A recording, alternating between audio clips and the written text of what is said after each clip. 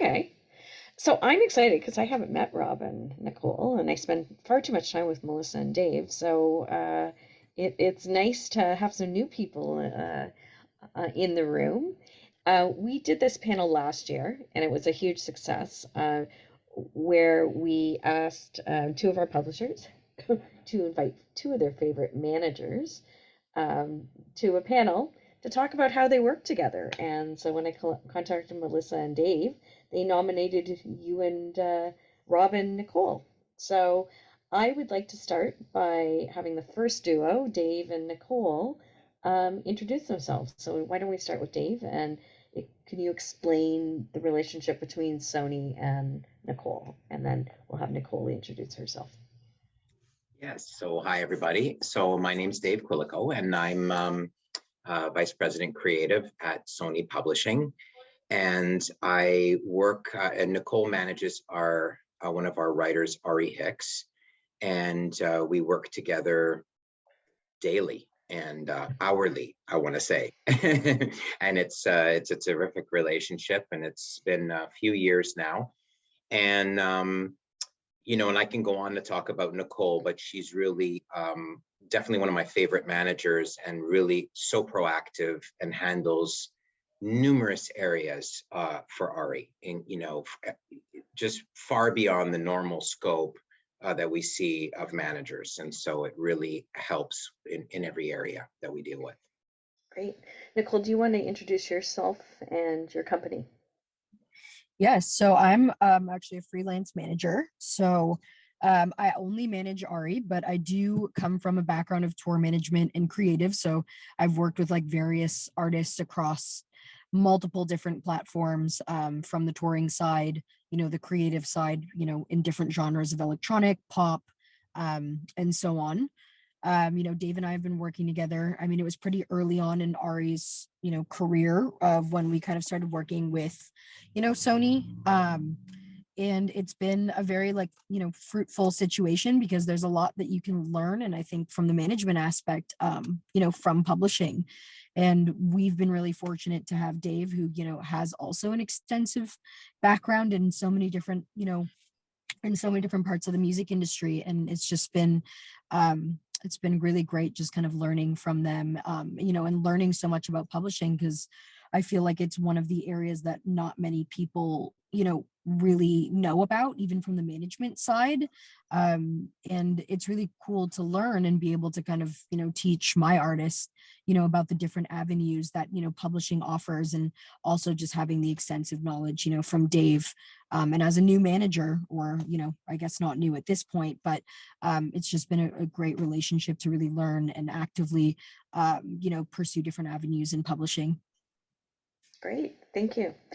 Well, Melissa and Rob, you've had an exciting announcement over the last couple of weeks about your joint artist, songwriter.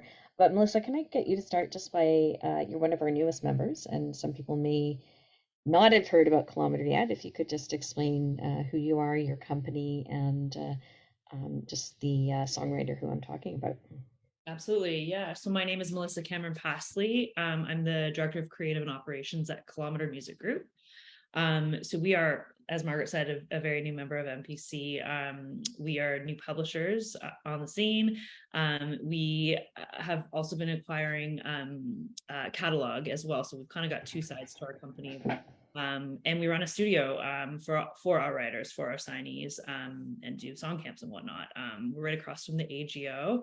If anyone's interested in checking it out, hit me up. Very cool space. Yeah. It's so Dave has a cool space too. Both of you have brand new cool spaces. Yeah, for sure. So my background is, so I'm actually a very new publisher myself. My background is I started out as a singer-songwriter myself, moved on to the management side, and then into live booking. And then I worked at SOCAN for 5.5 years before moving over here. So I have learned a lot from Margaret as well. And thank you so much for including me in this. I'll introduce Rob, who is also on the panel here, Rob Woe from Prototype Management. We work with two actually producer writers. The newest signing is Aaron Paris, and Mito as well was our first signing to Kilometre. So Rob, I guess we've been working together for almost a year now. Yeah, about pretty much. Yeah, Mhm. yeah. So I'll let you introduce yourself. Sounds good. Hi, everyone. I'm Rob Woe. I'm the co-founder and director of Prototype Creative Agency. So we're both a management company as well as a creative agency, in the sense that, like what Dave was saying with Nicole as well. It's like there's so many things that go into management that a lot of times, you have the traditional managers who are really handling, the careers, but then you got to think about things like their finances. And, we treat all of our creatives as if they're building up their own brand and company, which they are. And I think a lot of people lose focus on the fact that they only focus on the music side. But then you got to think about, how do you make money in this game? How do you create opportunities? How do you take your craft to the next level? So our company focuses on all of that, including like preparing live events, helping them craft their brand strategies, the marketing side, and really doing all that. And I'm also currently the licensing manager for Kingsway Music Library, which is a boutique music library started by Frank Dukes, Grammy Award-winning producer Frank Dukes. So that's something I'm also taking on right now. And yeah, my career started off, I played alto saxophone for 12 years and I was rapping throughout high school and university. And then one of my close friends, his name is Vinny. He is a producer and a songwriter. He used to put YouTube beats back up in the days before it was even like a common thing. So the first contract I actually ever handled was one of his YouTube beats that got picked up by, at that time, an unknown artist called Kodak Black. And that song ended up being No Flocking, which was Kodak Black's breakout hit. And back then, I didn't know anything about the music side. Didn't understand royalties, didn't understand copyrights. We got a lawyer that was not an amazing lawyer. There were certain mistakes made on the contract. And that's when I realized, okay, I really need to understand how that side works. And over the years, just developed the knowledge of all of that. Great. So, David, Nicole, tell me a little bit about the artists you share and what's been happening in that career. Nicole, would you like to start? Sure. So we both work on Ari Hicks. So she is a dark pop artist. I think that's the best way to kind of describe her genre. I've been working with Ari for pretty much 3 years now. She, like, we've seen such growth, at the first bit of her career. She was still really finding her sound, which most artists do. And we came out with a first single that really kind of, we weren't expecting to do what it did. And we saw such tremendous editorial support really right out the gate with her on her track called Nothing But a Monster. And from then we started to explore her sound a bit, and she released an EP later that year, during COVID, which was such a weird climate, for obviously artists and everything. And especially when you're first starting out, it was a very scary place for her. And we released her first EP called Idiot Girl, which also, very early on, tremendous support from DSPs. And we got to see her really be versatile in, the pop punk space, in the R&B space. And, Dave kind of helped us initially with that, kind of just figuring out where she fit best. And, it really resonated with her audience that she could kind of do so much. And then, Dave started working with us just actually before that EP, but was involved, even from the get-go. And then since then, we've released, a Halloween EP, which is very, very, very close and dear to Ari's heart. And, that was probably her most streamed song to date, the song called Kiss Me, Kill Me, which was also the title track.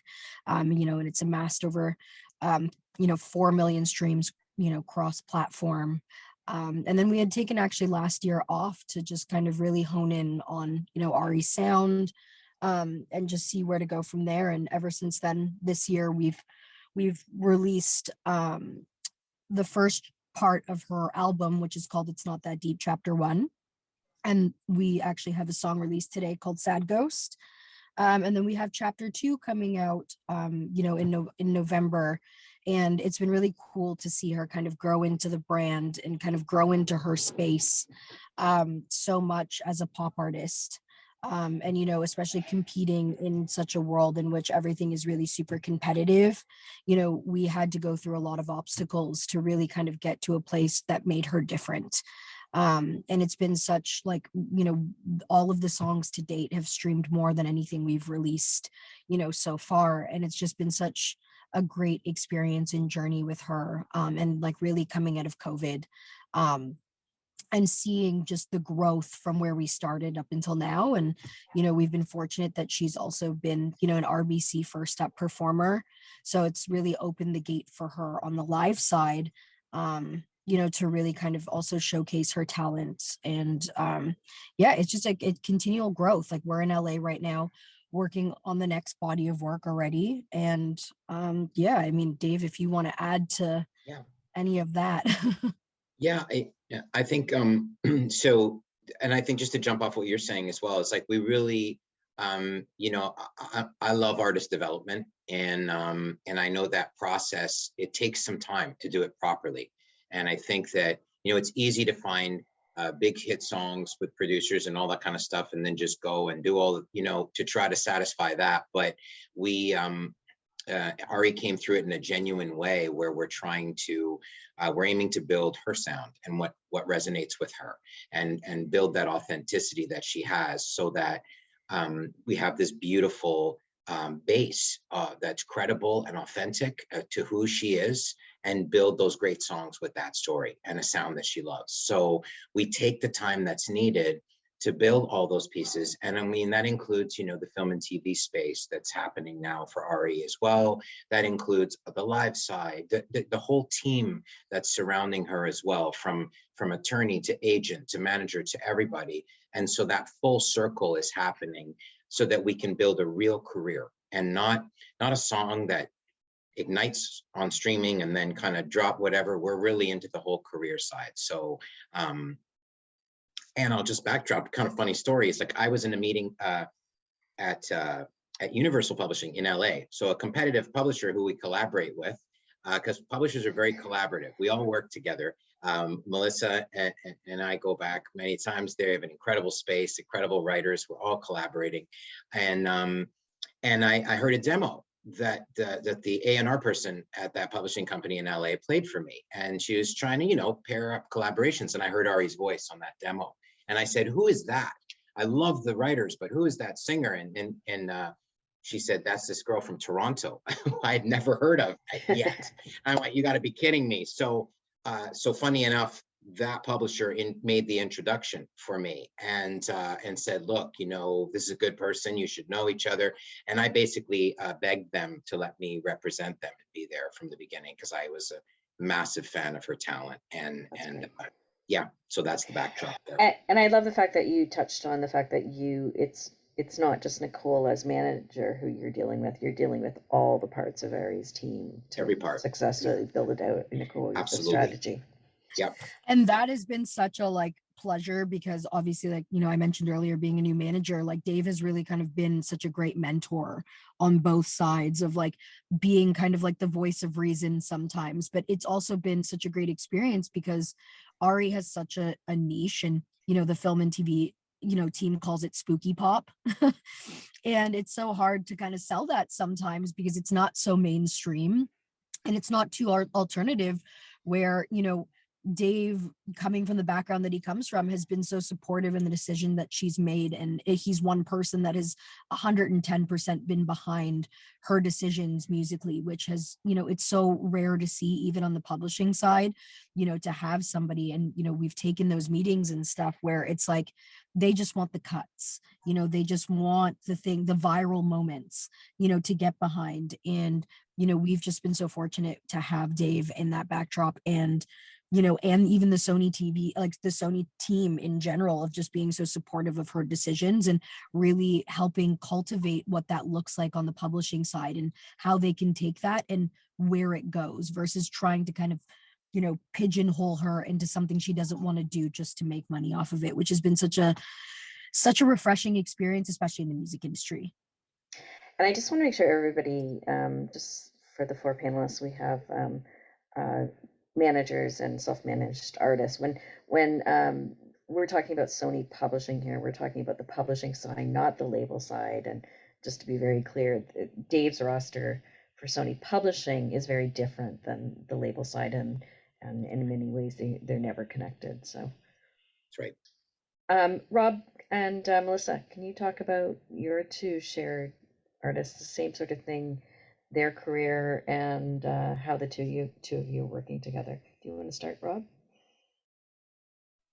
Yeah, for sure. Yeah, I'll talk a bit about so my background is on like managing producers and writers. So it's almost like always been in the public space. Only in the past year I've worked on like artist development, things like that. So in terms of the roster signed with Kilometre, first person is Mito. Mito is a producer and songwriter.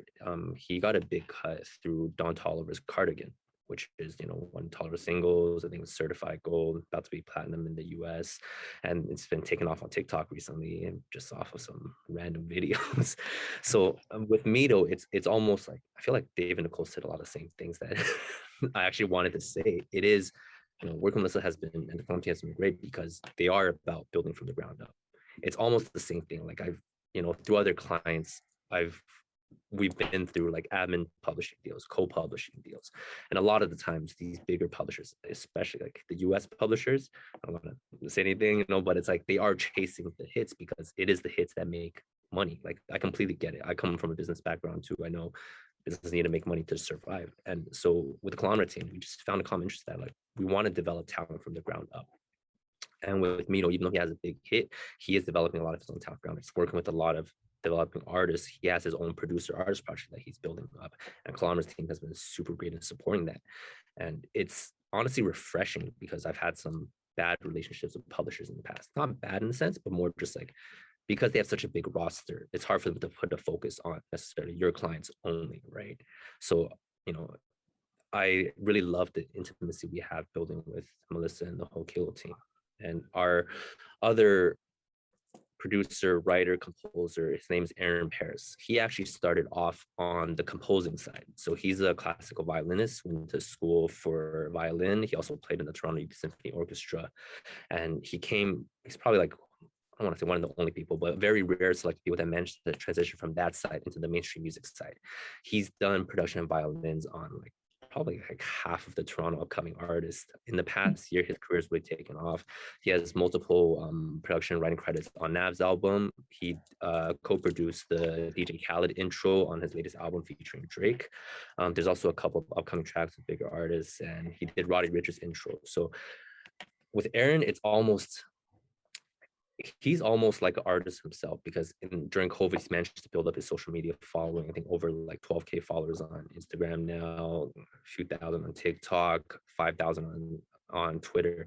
And that is sort of like what got us more to the artist side because we're like, okay, we have to build a brand around it. We have to figure out how to build that up. And Kilometre's team has been really great in supporting and even doing things beyond what publishers do. Like Rodney, who you guys might know used to be the president of SOCAN. He's the president of Kilometre now. He lined Aaron up with big composer Keith Power. And through that one introduction, Aaron and Keith Power are co-writing all the music for this new video game that's coming up. Okay. And video game fees, it's mainly fees on the master side. You're getting paid the fee. That's not something the publisher even commissions on. But it's like the Kilometre's been great in even making those plays that traditional publishers don't. So yeah, thank you, Melissa. Thank you, Kilometre team. Now Keith Powers after the next Drake cut. That's all he wants. He wants to get a Drake cut now. So Melissa, what do you talk to Rob about when you call him daily? Well, full disclosure, Rob right now he's in one of our studios, but I know. I recognize the wallpaper. I can see the back of his head every day, which I think is really helpful because we can just be like, hey, what do you think about this? Like literally lean around our desks. It's really like the proximity is very helpful. I just got a text from Aaron, said, thank you, Queen, for booking a studio for him. Like we all talk all the time. Like when I say we're one big family, we actually are. Like we get annoyed with each other because we're in the same space sometimes, but we are close like family. And I think it's the having that communication every day and kind of just helping each other out in different ways is crucial for getting things done. It's smooth in the sense that we all kind of know our role and know what needs to get done, and we just put our heads down and do it. If that makes any sense, we're all working towards the same goal. But that's because you're talking to one another regularly, that exactly. It's what all everybody's doing. Yeah, for sure. Because, you know, everyone has to be on the same page, and everything moves so quickly that if you're not talking every day, then things are going to get lost in the mix, right? Definitely. Yeah, I mean, Rob already covered what Aaron and Mito are all about, and what they're working on. Honestly, like the marriage between Prototype and Kilometre has been really organic. I guess we were originally introduced to each other via Chris Kim, who has been working as creative director on our A&R side at Kilometre for the past few months as well. Chris and Rob go way back to high school days. You guys have known each other forever. And actually, Rob manages Chris Kim, who is a producer himself. He goes by Cure. So literally all in the family when I say all in the family. Yeah, but it's a good example of, and we were just at the SoCan Awards on Monday, and it was a theme when songwriters were being interviewed about their publisher. The ones that were being celebrated were calling their publisher part of their family. So it's a theme we're hearing a lot about.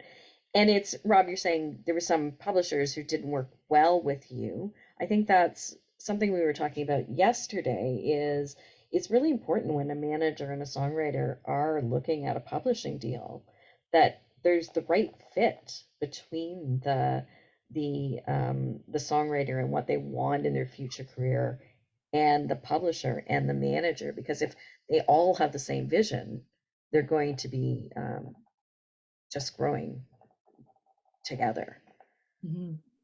Yeah, I think, you know, what I've learned over the years is that, especially when dealing with bigger music publishers, it's almost less about the company as it is who your A&R person is at that company, because you kind of need a champion within a large organization, or you're just going to get lost in the shuffle. And I'm always about people, like in terms of any business or even friendships. Like, I'm fortunate in the sense that I've managed to make a lot of great friends in my life in the music industry and out. And even all the people I manage, I don't start managing people unless I become friends with them first. Sometimes that takes like 1 year, 2 years. Like me and Chris, who's also my business partner in Prototype, it's like we were helping Aaron with stuff since 2020 before we started managing him earlier this year. And I realized you have to have that fundamental level of trust, even between managers and publishers too. Like, it takes time to get to know people. And when you have that trust, like, things are always going to go wrong. In any kind of relationship, things are going to go wrong. And if you don't have that trust there, it's easy to blame the other party. But when you know someone on a deeper level, things go wrong, then it's not about me against you. It's about, like, how do we go together and solve this problem? It's almost like a romantic relationship too. It's you and the other person and your partner versus the problem, not you versus your partner. Okay, I'm so glad you said that, because I'm always using the dating and marriage reference when I'm talking about how to get to know a publisher. It's often good to do a one-song deal or get to know them, and then you really know it's going to work. Dave and Nicole, what is next for Arian? What are you working on, and what are your roles going to be working on that? Well, I mean, yeah, Nicole, you want to, yeah. No, you jump in, because this is your moment for this. Okay. Well, I mean, you know, Nicole and Ari are both in LA right now, and they're writing what, no pun, but like, because she has the chapter 1 release, chapter 2, we have the single today release, Sad Ghost. She's writing literally the next chapter, as we call it. And it's just, you know, and as we go along, it's really, you know, new relationships, all of that. And as I mentioned, you know, like the live side as well, she's showcasing, getting wonderful representation on the agent side, perhaps new representation on some other areas as well, on the legal, etc. Introductions with, you know, she's connected with the DSPs, the heads of those companies. There's a lot of that happening. So I think right now we're ready to make that move to perhaps a major company now, and the right, I think, as Rob said very well, you know, the champions, we're looking for those champions and we're finding them. And so we continue to build that out. And now I think at a label, that's what we're looking at. So, you know, and just continuing to do what we do, you know, working back and coming back to Toronto, continuing that on from here to the new year, essentially, you know, on a new batch of music. Nicole, do you have anything to add to that? Yeah, Nicole. I mean, Dave kind of hit the nail on the head. And it's something that Rob also said, about having champions and having certain relationships that that don't work. And I think at a certain point in your artist's career, it's really about honing in and finding those champions and putting those puzzle pieces together. And that's a big part of where we're kind of at with Ari right now. And it's so nice to kind of like have a body of work that is gets such great responses. And obviously managing an artist is different than a producer or songwriter. But with her being involved so much on the songwriting side, and half the time she's got producer credits too, so it's cool to see her really kind of dive in. And the Sony team has been so great on the publishing side of making these new relationships and really kind of guiding that. So the songs that we've gotten so far while we're out here have been awesome so far, and the collabs that we have coming have also been just really, really amazing. So it's all around like good when it comes to the response when it comes to her. And it's really just creating those opportunities for what Dave said is pretty much what's next. And we have a really cool showcase with Live Nation out in LA on November 8th. And I think that's a big moment for her, because she is such a star on the live side. And I really think that there's such a difference coming from live music between obviously an artist that can sing in the studio versus someone that can actually captivate an audience. And I really think that that's going to be a moment to really elevate the next chapter for her. Great, thank you. Melissa, Rob has mentioned that he manages producers, which is very specific. So he's diving into production and writing a little bit more focus than managers who have an artist. How do you work with managers who may not be as familiar with the publishing side of the business? Have you run into that yet, or?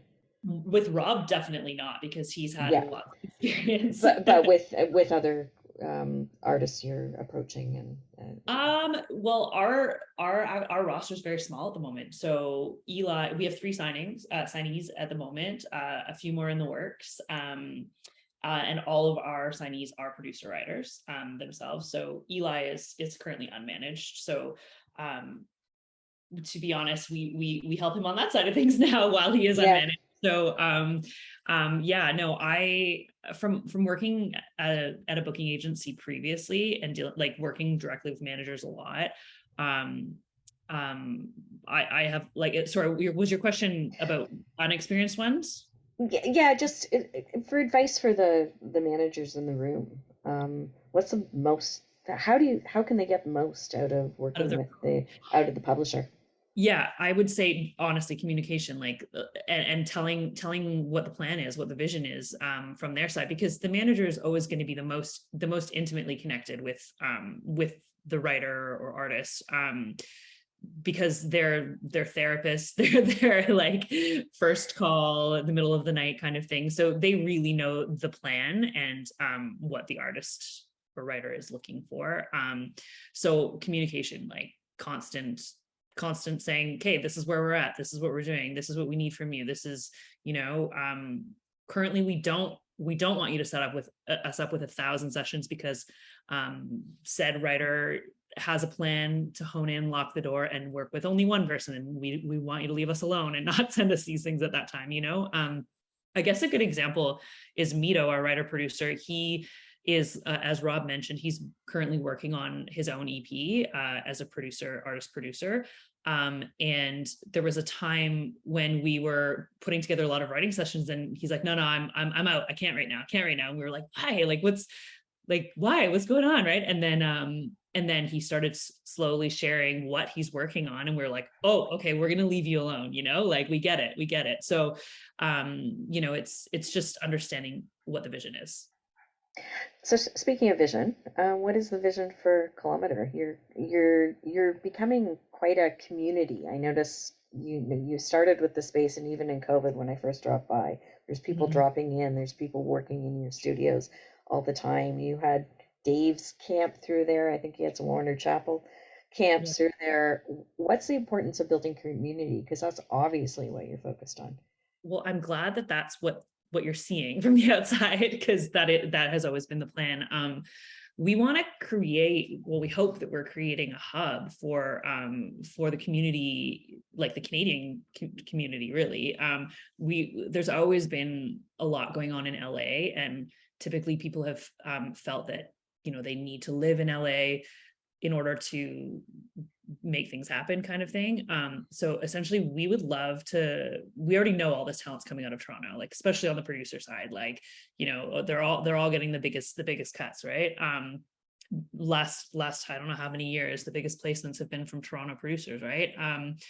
So but everyone always flies out to LA to get that done. So we're hoping that word gets out internationally, where there's like a built-in community happening here in Toronto, and we can, you know, just fly that artist out here and say, we got it from here. You know what I mean? Like, we want that to be happening in Toronto. So you've had a couple big camps in the last couple months. Yeah. Just explain to people in the room who haven't been part of that camp experience, what goes into making a great camp. What's a great experience for the writer, for the producer, and for the publishers involved?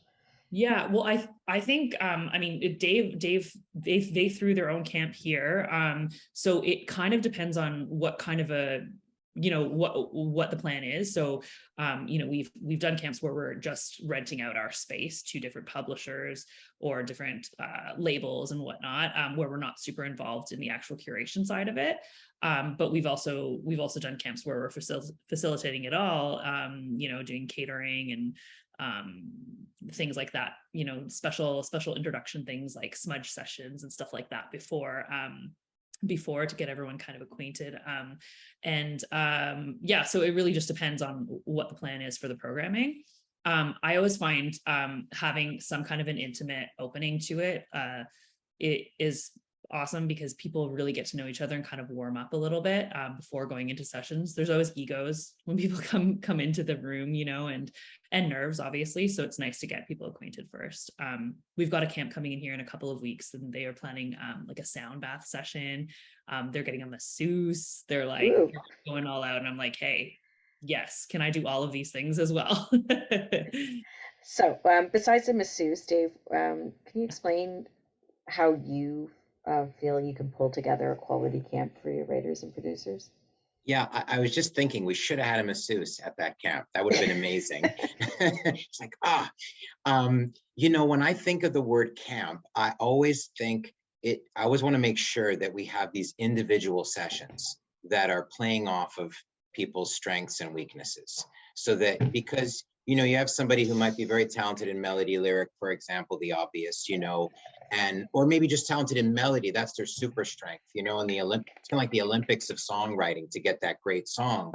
But they can sometimes write lyrics, but it's not their forte. So coming in, pairing them with a lyric ninja who has tons of ideas, and that's usually somebody who's like very well read and just has a creative mind and speaks things you would never think to say what those people will come up with. Pairing them with that melodist is really a gift, you know, and that's where, so I treat camps as each individual session has to be really well curated to get that. And the other thing is, even if sometimes we have producer with another producer, and that can happen, I like to make it so that this one producer can learn certain things from one producer and the other can learn from the other. So they might have specific skill sets that we're bringing. There's that great, you know, that statement I always think of is like, to define me is to limit me. And I like to widen the gap where it's just like sometimes as well, where we have, you know, sometimes you think you're writing for an artist, but the truth is you write a great song, and then that's where publishers can come in and say, the artist can say, this isn't for me. We say, well, it could be pitched for this artist if you like, or that, or maybe it was just an introduction to write for new things, etc. So we're always looking at like, or film and TV or advertising or whatever it is. We're looking at every angle of that in terms of, because the song can go anywhere, and that's the beauty of it, right? So we have so many outlets and possibilities and flexibility. And the connection between those creators, those are incredible people connecting. Those relationships through the years are so wonderful to be part of introducing these amazing people together and see their relationships span. and by the way, I've done that on the relationship side as well. You know, Chantal Kreviazek and Rain Maida, she was like, he looks really cute.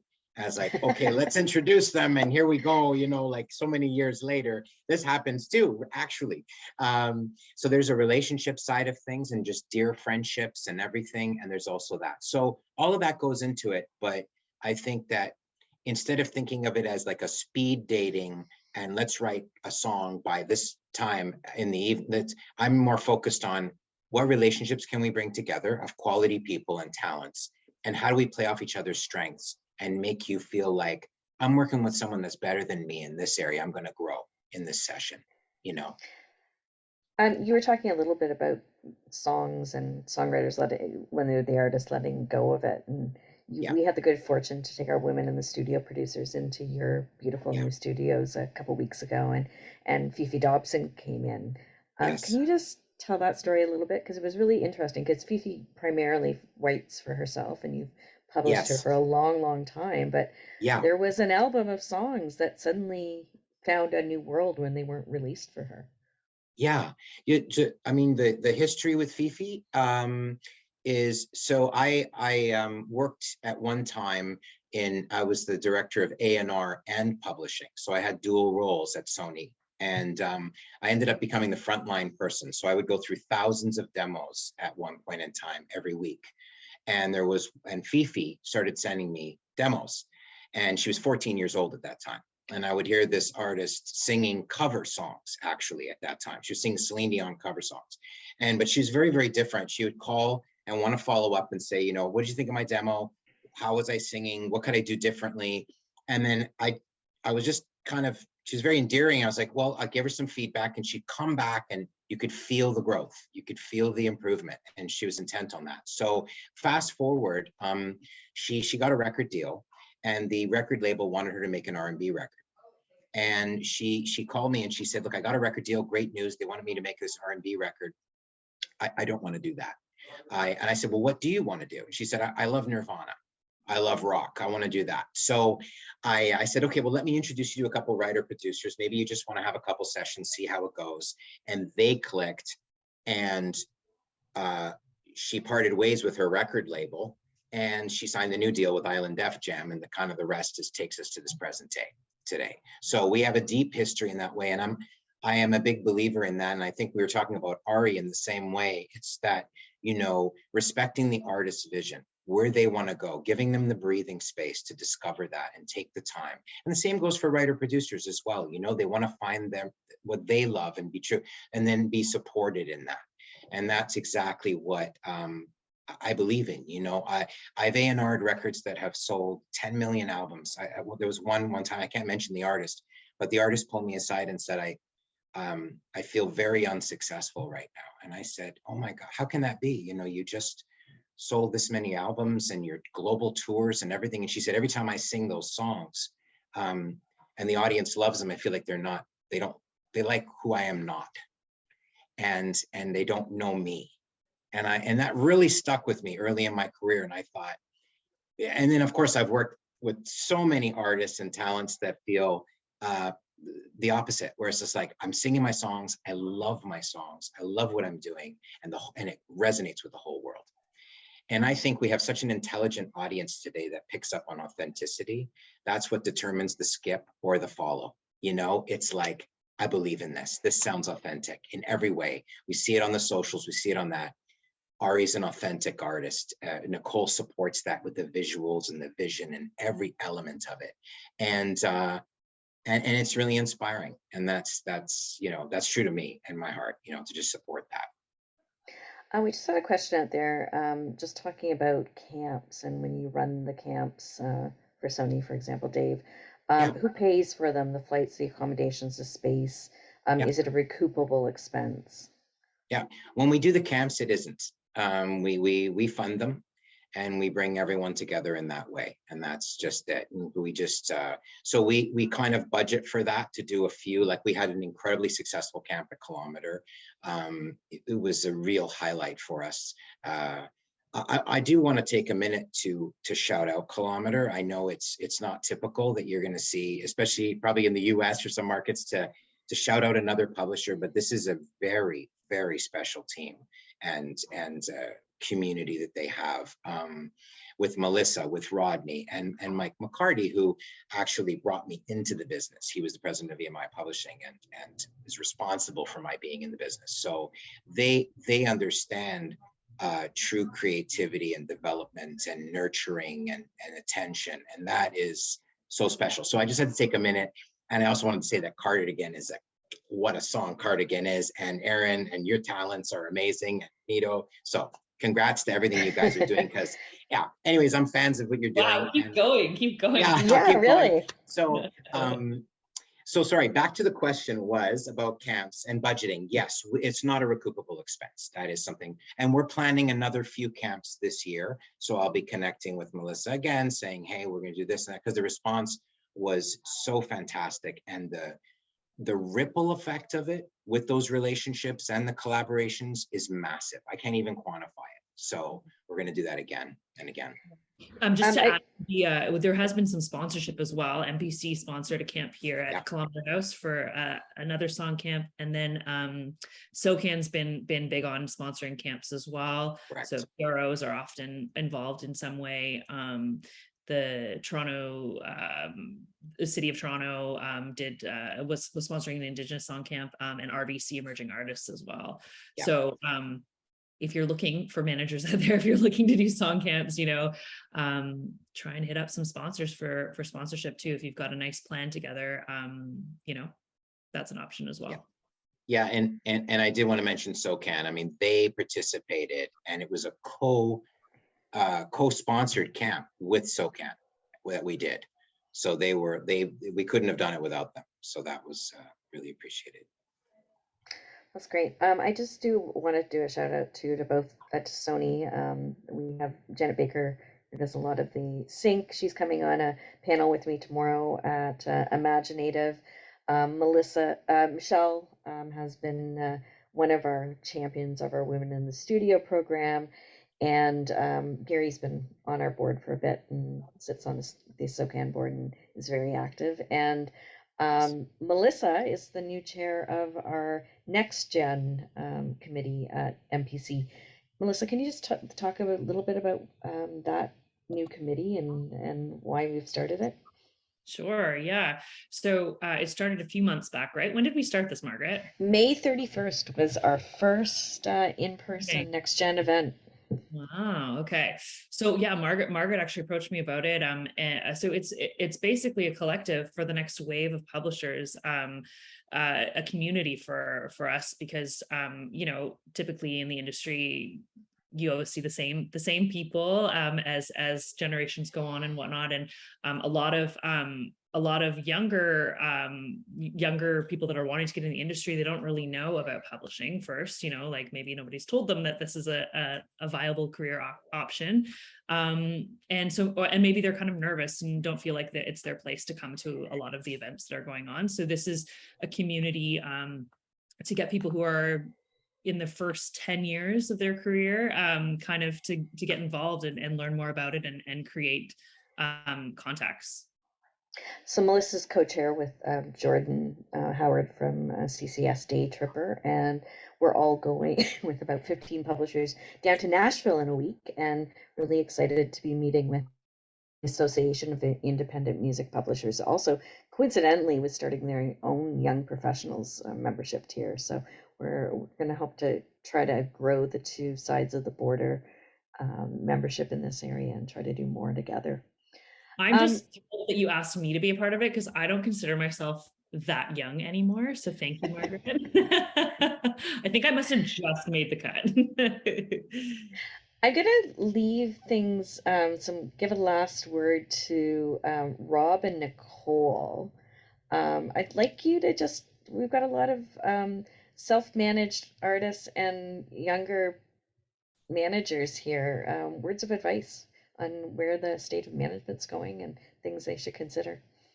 Yeah, I think I actually want to touch upon some things you mentioned before, because I feel like, you know, I'm going to give the advice I wish I got when I was starting in this industry. And I think it's two parts. One is learn the language of the music business. when I say that, I mean, understand how music copyrights work, understand how music royalties work. It's the same as if you were to go to France, you don't know how to speak French, you're not going to get along as well. You can fumble your way through and figure things out, but it's better to actually learn the basics first. So it's like, I've been in meetings with managers where I bring up like, oh, like, do you have your neighboring rights set up?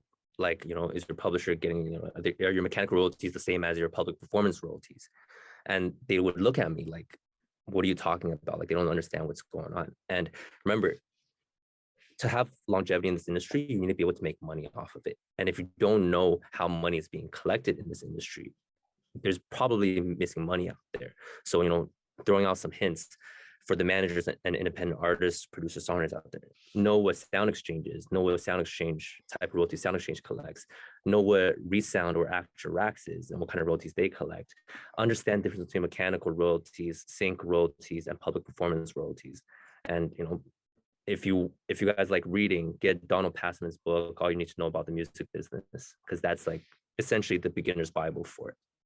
And once you understand all of that, you realize that the music industry isn't as complicated as people make it seem. And there's so many ways to make money doing it too. So that was my second point. Take time to find out exactly what you want. Because a lot of beginning producers and writers come here thinking, oh, I want to get placements with major artists. Or, a lot of artists like, I want to be a pop star. But they don't realize that there's composers and producers on the sync side that are making better money than producers getting placements. There are artists who have fully independent careers that are making much better money than some major label signed artists. And so it's like, you can only learn about that by spending time learning and also trying to figure out. Because like the perfect analogy I like to have, like I like to keep in mind is like, imagine you're climbing a ladder, you think you're going towards this one place and you finally reach the platform up there. And then you look over and you realize, oh, I actually wanted to go over there. You could be climbing a ladder as hard as you want, but in 5-10 years time, if you realize that's not what you want, it's not fulfilling. And it goes back to Dave's point, like, you could be selling millions of copies, but if it's not exactly who you are and what you want, you're not going to find love and passion long-term. Yeah, and building out a career that includes songwriting, producing, and composing will allow you to accommodate the different things that happen in life. That the artists who were also composing during COVID were the ones who kept on working. I'd also like to add to Rob's knowledge. I remember when he walked in, one of the first negotiations when we were working on Mito's deal, and he was like coming in like a lawyer. He knew everything there is to know about that contract, and I was really impressed with all of your self-learned knowledge, to be honest. It's so important and like very refreshing to have a manager who can really stand up and speak to every point there is within the industry to really understand it and help their career. Nicole, last word. Anything you want to leave us with? Yeah, I think for new managers, I mean, coming from obviously the different, the opposite side to Rob, it's similar to what he was saying, but just ask a lot of questions, for obviously, reading is great and learning, but, a lot of it is really learning by experience, from, really utilizing your resources and the people on your team, and just ask as many questions. It's like kind of going to school, again, for the first time and just being curious, because books can teach you a lot of things, but, like getting, not, I guess, being curious is never a bad thing. So, there's never a wrong question that you can ask someone on your team that may have more experience than you, that may know more than you. And I think that a lot of people are afraid of not knowing. And there's so many resources, as Rob mentioned, out there to be able to do that. And even if they're not on your team, just people that you can ask. And it's such a long journey that you really do have to love what you do, to want to continue doing it. And, as much as, making money is such a great thing, and we always, we have to do that in the climate of things, it's also just kind of loving and really believing in the artist that you're with, because at that point, it really does surpass, all of the like other avenues of being passionate. You have to kind of be in love with with the artist or the producer or the writer. You need to love their stuff as much as they love their stuff, because, you know, I truly believe that, you know, to be an artist, you have to have a team that are also like can get in the same mind space as an artist. So, you know, if there's ever any doubt or any questions, and I guess that goes to also Rob's point as well, you know, you don't want to find that out years later. So, you know, if there's anything I can recommend, it's just make sure that you're 100% in love with what you do, because with that, the money will come, and there is so many avenues to explore. So just kind of be curious and love what you do, and just don't be afraid to ask questions, and really learn through the journey with your artist and your team, because that's the best way, you know, to gain kind of experience and you know, really learn from other people around you. Great. Well, thank you to all of you. And I just, on that note, I do want to do a shout out and a thank you to MMF Canada for hosting us for the last 2 days. And just a thank you for all the great programming they've been developing. It's a renewed organization with great leadership and new programming that's really valuable, I think, to all of us in the business.